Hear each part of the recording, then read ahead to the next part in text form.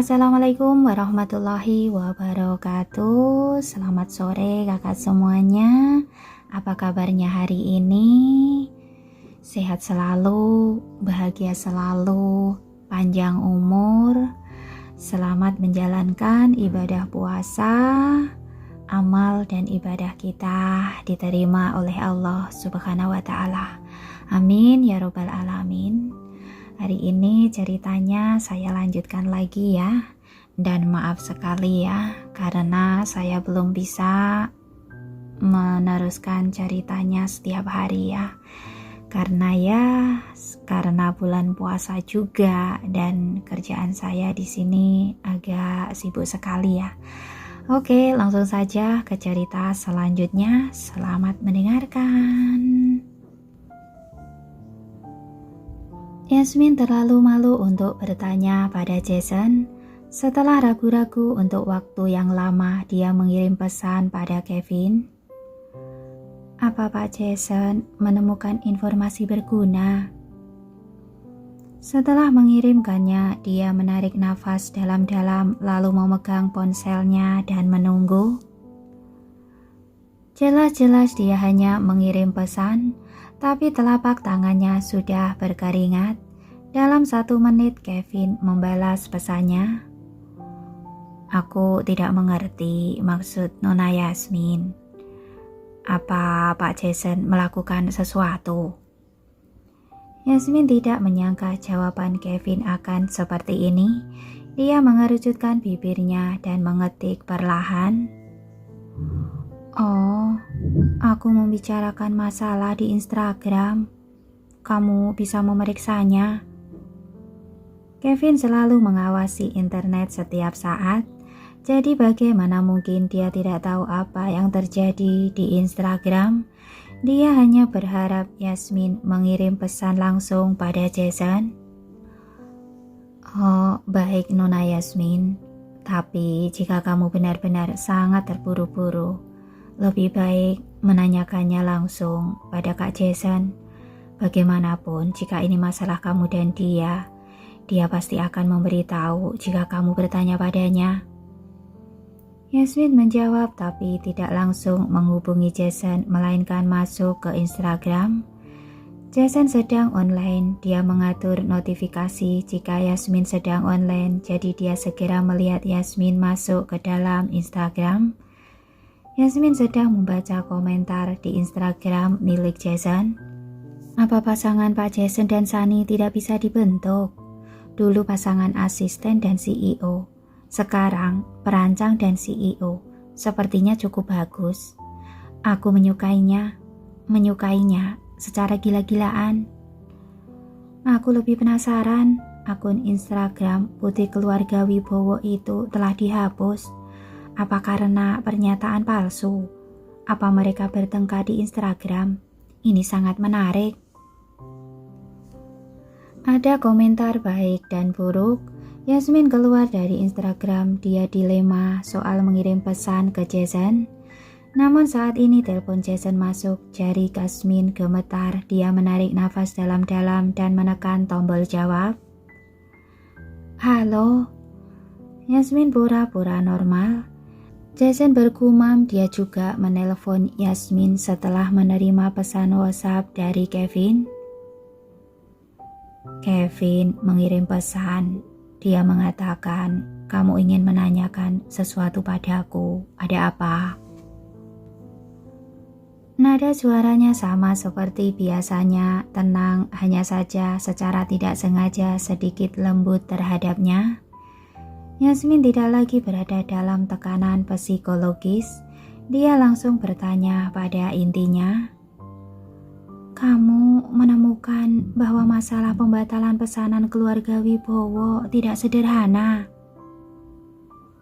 Pembatalan pesanan memang dilakukan oleh junior keluarga Wibowo.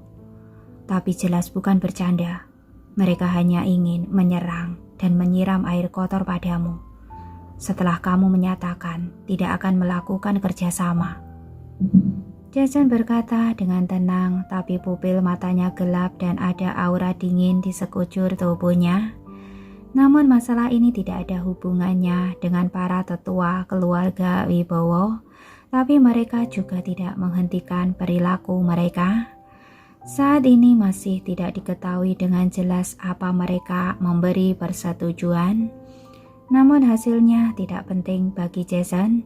Dia hanya perlu tahu keluarga Wibowo menindas Yasmin. Dia hanya perlu menyerang mereka dengan keras. Yasmin berpikir sejenak lalu tiba-tiba memanggil, "Jason." Jason menjawab dengan alami. Dia bahkan tidak menyadari nada bicaranya sangat lembut. Tangan Yasmin semakin menegang. Setelah hatinya kacau untuk sejenak, nada suaranya dengan cepat menjadi sopan. "Pak Jason, terima kasih atas bantuanmu kali ini. Jika suatu saat nanti ada yang bisa aku bantu, aku pasti akan membantu." Jason merasa tertekan, nada suaranya kembali normal. "Oke, kamu jangan mengkhawatirkan masalah di internet. Anak-anak muda dari keluarga Wibowo tidak akan berani bertindak terlalu jauh." "Terima kasih." Setelah Yasmin selesai bicara, dia menutup telepon dengan tegas. "Kamu sibuk setiap hari. Saat makan juga masih memegang ponsel." Nenek Lukmantara memperhatikan Yasmin main ponsel lalu menelpon. Dia pun mengomel sambil menyajikan semangkuk sup untuknya. "Cepat dimakan. Kamu begitu kurus." "Terima kasih, Nenek." Yasmin tidak bisa menahan tawanya. Emosi yang kacau karena Jason kembali tenang karena perhatian dari neneknya. "Apa itu Jason? Kenapa kamu masih berhubungan dengannya?" Nenek Lukmantara tidak ikut campur dengan pekerjaan Yasmin, tapi terakhir kali mereka bertengkar hebat dengan keluarga Gunawan. Dia masih khawatir jika Yasmin terus berhubungan dengan Jason, Nenek Gunawan akan datang lagi dan menghina mereka. "Ada masalah dengan pekerjaanku. Dia membantuku, jadi aku harus mengucapkan terima kasih. Lebih baik jika aku tidak berhutang budi padanya." Yasmin memandang Nenek Lukmantara dan menjawab dengan hati-hati karena takut dimarahi olehnya. Nenek Lukmantara menghela nafas pelan. "Pekerjaanmu terlalu merepotkan. Jika tidak kekurangan orang, gantilah pekerjaanmu. Apapun juga boleh, yang penting jangan sering berhubungan dengannya. Neneknya sulit dihadapi. Lebih baik kita menjauh darinya." "Kita sangat kekurangan uang. Mana mungkin uang tidak pernah cukup." Yasmin bercanda. Nenek Lukmantara mengetuk sendoknya. "Setiap kali kamu tidak pernah mendengarkan perkataanku. Lalu apa yang terjadi dengan pembatalan pesanan keluarga Wibowo?" "Nenek tidak pernah suka ikut campur. Kenapa hari ini begitu tertarik?" Yasmin menatapnya dan bertanya dengan alis yang berkerut. Nenek Lukmantara berkata dengan wajah datar, "Nenek mengkhawatirkan kamu sekali. Kamu langsung tidak suka. Kamu tidak ingin nenek menanyakan masalah pekerjaanmu. Oke, nenek tidak akan menanyakannya lagi." "Aku tidak bermaksud begitu. Masalah ini agak rumit. Aku khawatir kamu akan marah." Yasmin menghela nafas, senyum di wajahnya memudar, wajahnya diselimuti kekhawatiran dan ketidakberdayaan. Ekspresi Nenek Lukmantara menjadi tenang. Dia duduk di meja makan, kekhawatiran muncul di matanya. "Kenapa keluarga Wibowo tiba-tiba menyerangmu? Tapi apa ada hubungannya dengan putri keluarga Setiawan?" Dia tidak bisa menahan diri dan berkata tanpa berpikir. Yasmin menatapnya dengan ekspresi bingung. bagaimana bisa berhubungan dengan putri keluarga Setiawan? Ada berita antara aku dan Stefan yang menjadi viral. Pokoknya masalah ini sangat rumit.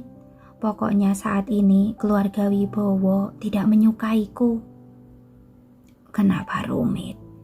Kenapa tiba-tiba tidak menyukaimu tanpa sebab? Katakan dengan jelas.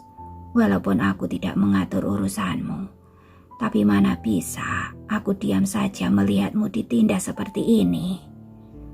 Nenek Lukmantara langsung menjadi marah. Dia berkaca pinggang dan mengerutkan kening dengan marah seperti saat muda dulu. Nenek, jangan marah. Jaga tekanan darahmu. Pokoknya Stefan memiliki hubungan pernikahan dengan keluarga Setiawan. Tapi Stefan tidak mau dan secara terbuka menyukai aku, cucumu ini. Kemudian keluarga Wibowo tidak puas terhadapku dan membatalkan pesanan yang mereka buat sebelumnya. Yasmin menjelaskan tanpa daya, ekspresinya sedikit kesulitan. Nenek Lukmantara memandangnya, terdiam lama dan akhirnya segera berdiri untuk menyimpan piring. Mulai sekarang aku akan menjauh dari mereka. Aku tidak akan menempatkan diriku di dalam posisi buruk hanya karena masalah ini dan membuat nenek khawatir. Yasmin berdiri dan meyakinkan nenek Lukmantara. Dia merasa nenek sedang merajuk. Aku tidak marah padamu. Ini sudah malam. Pergilah istirahat. Nenek Lukmantara menyimpan piring dan berkata dengan nada muram. Dia marah pada dirinya sendiri. Nenek, Yasmin ingin bicara. Nenek Lukmantara tiba-tiba menatapnya dengan penuh kasih. Aku benar-benar tidak punya banyak waktu untuk mengkhawatirkan masalahmu yang berantakan ini. Kamu juga sudah dewasa. Kamu bisa menyelesaikan semua masalah ini sendiri. Aku tidak akan ikut campur. Mendengar kata-katanya, Yasmin tersenyum dan mengangguk. Setelah dia masuk kamar, nenek Lukmantara meletakkan sendok di tangannya, duduk di kursi dan bergumam tanpa sadar. Suamiku, apa menurutmu? Apa yang aku lakukan itu benar atau salah? Keesokan harinya, Yasmin tiba di studio lebih awal. Asistennya berlari ke arahnya dengan ekspresi gugup dan berkata sambil tersenyum. Ada orang dari toko perhiasan datang dan sedang menunggumu di kantor. Perhiasan dan LM berada di dunia industri yang berbeda, jadi aneh jika tiba-tiba mengunjungi mereka. Oke, aku akan masuk menemuinya. Yasmin mengatakan itu sambil berjalan menuju kantor. Asisten melanjutkan perkataannya. Selain itu, pagi ini perancang Marcella hari ini mengajukan pengunduran diri. Bu Luna sedang perjalanan bisnis jadi tidak tahu. Sekarang kami kekurangan orang. Bagian HRD juga belum menyetujui cari orang. Menunggu keputusan kalian. Yasmin mengangkat tangan dan menekan alisnya. Apa dia sudah datang?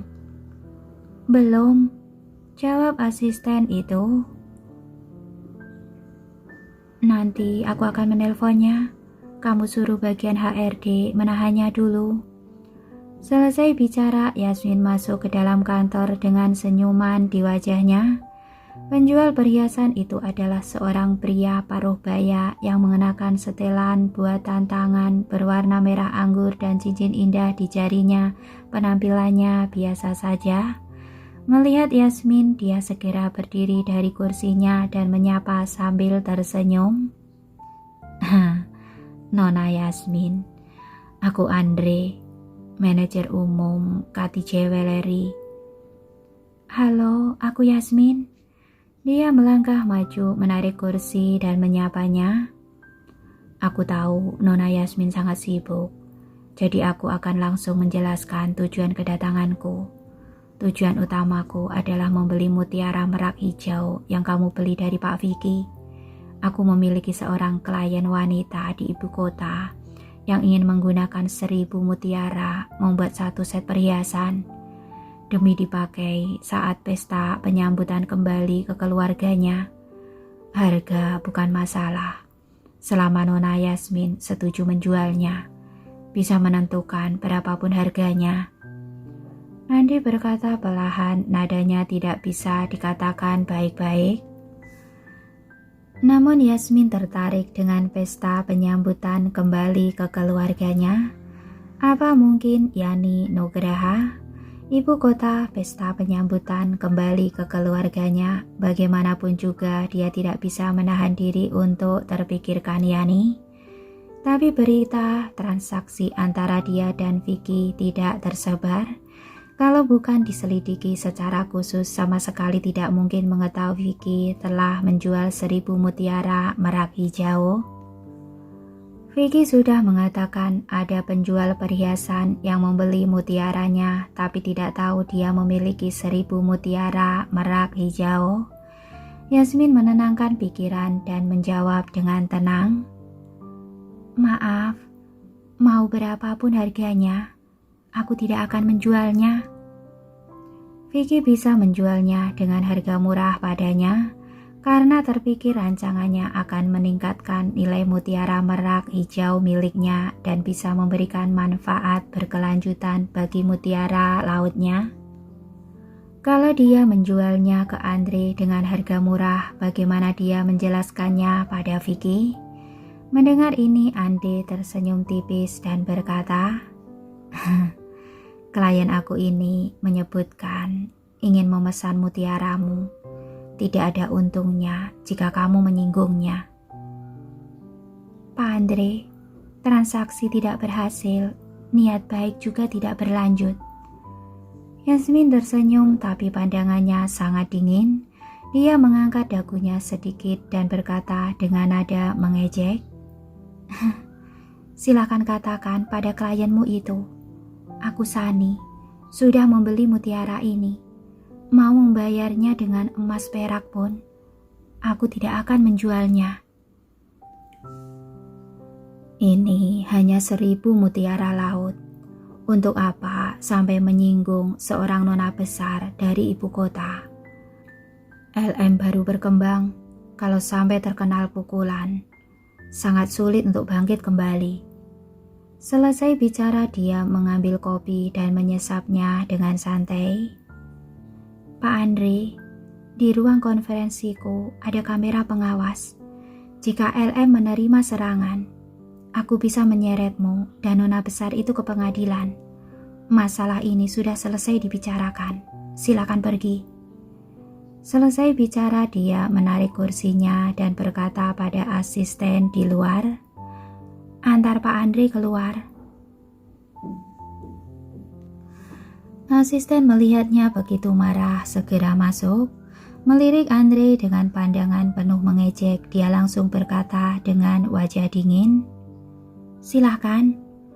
Andre meletakkan kopinya dan berdiri perlahan. Dia memandang Yasmin dengan acuh tak acuh dan berkata dengan nada menghina, aku tahu Nona Yasmin didukung oleh Pak Jason dan Prospera Entertainment.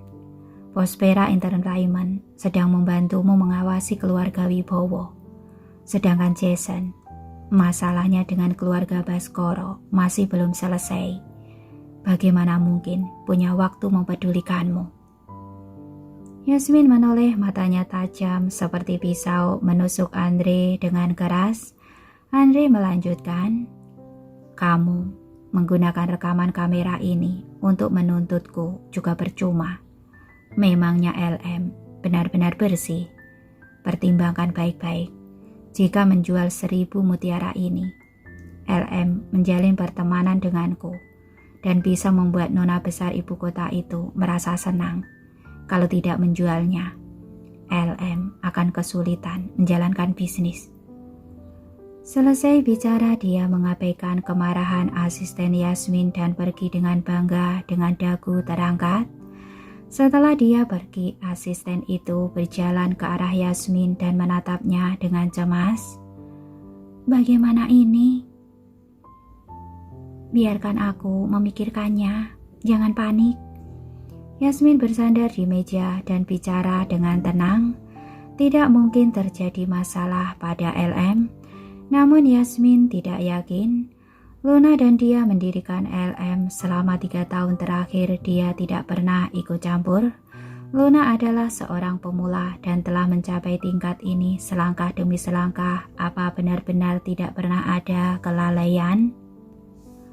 Dia tidak akan menjual mutiara ini. Ribuan mutiara ini bukan hanya akan membuka jalan bisnis mutiara Vicky, tapi juga membuka jalan bagi LM. Aku akan menelpon Marcella dulu. Kamu kerjakan pekerjaanmu saja.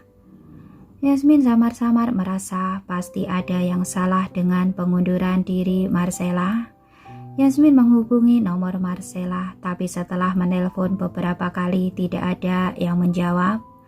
Dia keluar dari kantor dan segera berkata pada asistennya, "Cepat beritahu Departemen Keamanan untuk memeriksa kamera pengawas dan semua catatan penggunaan komputer." Setelah mengatakan itu, dia menghubungi nomor Luna. Setelah menelpon 3 kali, Luna menjawab, "Apa sebelumnya kamu sudah mendiskusikan kontrak dengan Yani?" Yasmin langsung bertanya begitu panggilan tersambung.